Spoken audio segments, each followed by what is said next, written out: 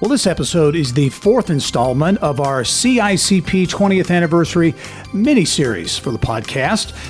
This week we are talking to Jason Kloth. Jason is president and CEO of Ascend Indiana. Jason, great to have you join us this week. Well, thank you so much for having me. Yeah, I bet you didn't imagine yourself really being on the Ag+Bio+Science podcast, given your background in education.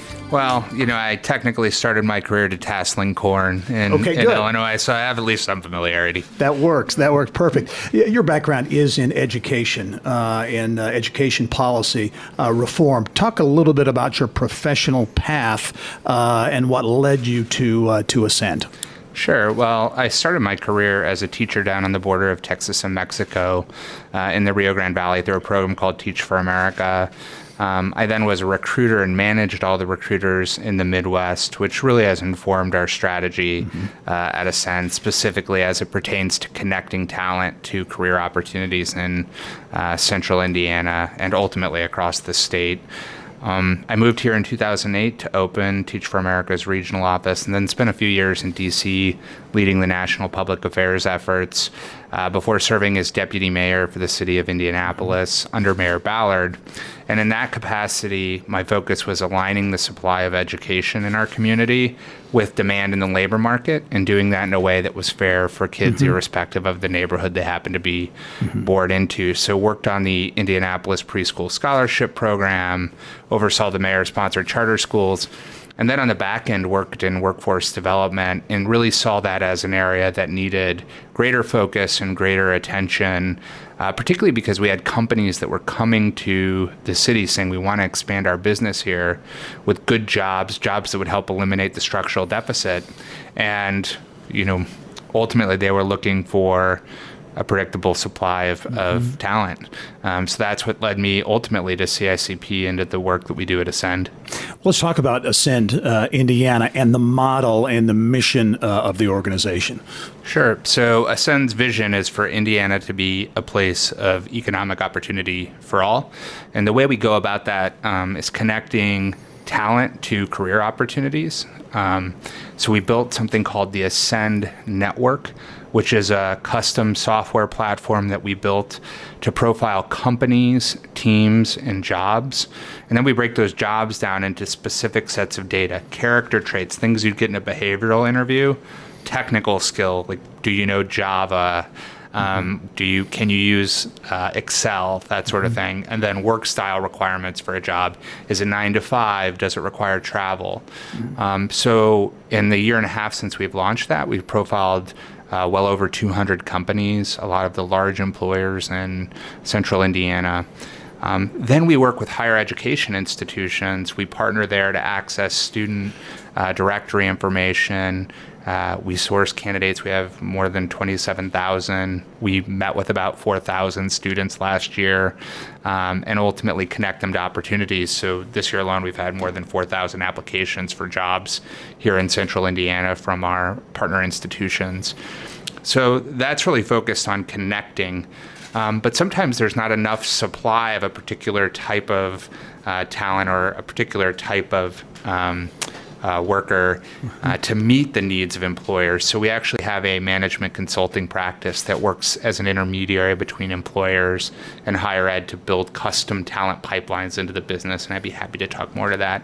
And then finally, we work in what we call thought leadership, research and public policy. So we take what we learned from the process of the other two sets of activities and inform legislators, policymakers about our findings. And sometimes we conduct unique research with partners like the Brookings Institute. A lot of things going on, obviously, at Ascend Indiana. Technology is a part of the makeup. Is this a unique model, though, how you do things? Yeah, so we are the only entity, to our knowledge, in the country that operates with the model that we have. And actually, we were just last week acknowledged by the Aspen Institute. We received something called the McNulty Prize. We were one of 5 global recipients of that prize, the only one in the United States, acknowledging the potential impact of this model, not only for Indiana, but what it could mean for the rest of the country. Wow, interesting. I know each CICP initiative is unique, but Ascend, I think, maybe falls a bit further from the traditional model of the other initiatives because you're essentially sector or industry agnostic. You work in all areas of talent and workforce development, right? Yeah, so what we've found is that the issue of talent really isn't isolated to any particular sector of our economy or our labor market. It really is cross-cutting. So all of the initiatives within CICP maintain some focus. But in order to get scale at the level we're thinking about, to where we're connecting thousands of people with career opportunities that ultimately grow the economy and enable them to have self-sustaining careers where they can take care of themselves and take care of their families and pay taxes so we can fix our potholes. Right. We've got to be able to work across the broad swath of employers at a statewide level to achieve that scale. You mentioned the Ascend Network as really a cornerstone program that really connects employers and future employees. Can you share maybe some of the successful outcomes of the network to date? Sure. So as I mentioned earlier, we have more than 200 employers. We're recruiting now for over 2,000 unique early in career roles, everything from nursing to insurance sales to technicians at Roche to clinical trial specialists at Lilly or at Catalent in Bloomington. So the growth there has just been just profoundly positive. And then on the supply side, we could not be more pleased with our higher education partners. There, we really see a focus, whether we're talking about Ivy Tech Community College to smaller liberal arts institutions like Butler, UND, or our big institutions like Purdue, this focus on we're producing all of this talent in our state. How do we retain it, grow it, keep it here because of what that will mean for the future of our economy? Yeah, and to that point, the importance of keeping more talent, attracting talent here, but keeping talent here probably can't be overstated. I think it can't be overstated. We are a net importer of college students at top tier higher education institutions. But 5 years out, I believe the figure is only 55% of those individuals are still living and working in Indiana. So we need to have a concerted effort on retaining that talent in our state. It's going to make us more attractive to the Amazons of the world and to other large employers.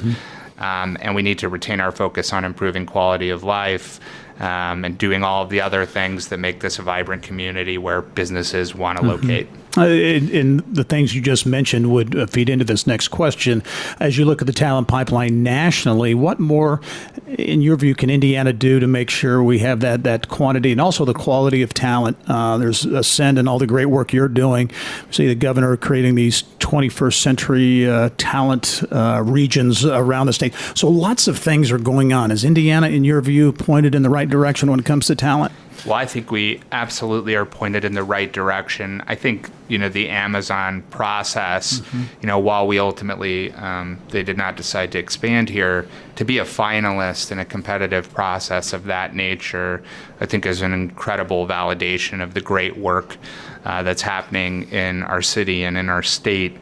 But I think that process is also instructive because through that RFP, you get a sense for what it is that companies of this nature are looking for. And certainly talent is at the top of that list, which we're doing a better job, but I think we need to continue to improve on expanding high quality early childhood education, continuing to make improvements to our K-12 system, and making post-secondary education more of a norm, but then also focusing on things like quality of life, making this a good business climate from a tax perspective, which we've done a remarkable job, but really looking at that matrix or the fabric of what those employers are looking for to make this state as attractive as it possibly can be. Final question for you, Jason. CICP has a critical role in being really a center for strategy around collaboration in the state. In your view, are there some cross-sector or multidisciplinary strategies, future opportunities for collaboration across sectors that can be important? Absolutely. So I think CICP is unique nationally. It's been recognized by the Brookings Institute and others in that regard. But what we do at Ascend is only possible because of the infrastructure that we have here, to be able to bring together the CEOs of our leading employers, to be able to bring together the leadership of philanthropy and of higher education in a way that we can make decisions that drive regional prosperity is so unique at CICP. So it's just an incredible asset where what we do could only be done in an organization like this. But secondly, I will say working alongside our sister initiatives that are focused on specific sectors, the opportunity to work with such technical experts and people who truly are so knowledgeable about their fields, whether we're talking about IT, manufacturing, life sciences, ag-biosciences, energy, it's just humbling to work alongside such an incredible team of people and the leaders of those initiatives. Jason Kloth is the president and CEO of Ascend Indiana. Jason, thanks for being on the podcast this week, and thanks for the great work, the leadership you do in such an important area, talent in the state of Indiana. Thank you for having me. You've reached the end of another episode of Ag+Bio+Science's CICP mini-series with your host, Gerry Dick of Inside Indiana Business. Subscribe to our podcast on iTunes, Spotify, Stitcher, or Google Play. Connect with AgriNovus at agrinovusindiana.com. and with Inside Indiana Business at insideindianabusiness.com. Don't forget to join us next Monday for another episode. Thank you for listening.